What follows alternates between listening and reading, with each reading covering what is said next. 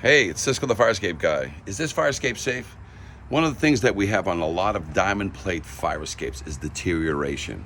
This is deterioration, whereas you've got so much material loss that the angle is lost material, the tread is lost material, and that's on every single one of these.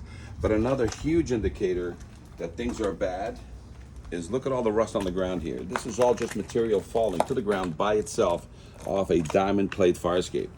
So if you have a fire escape that looks like this, take a picture, send it to your building, send it to your owner and or your management company and saying the law is very clear. Every 5 years you're supposed to inspect and certify this fire escape and keep it painted. You have not.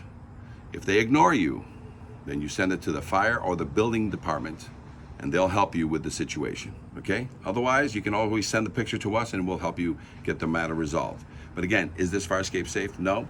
Is this kind of deterioration on the ground something you need to see? If you see it, your fire escape is not safe. Fire escape guy.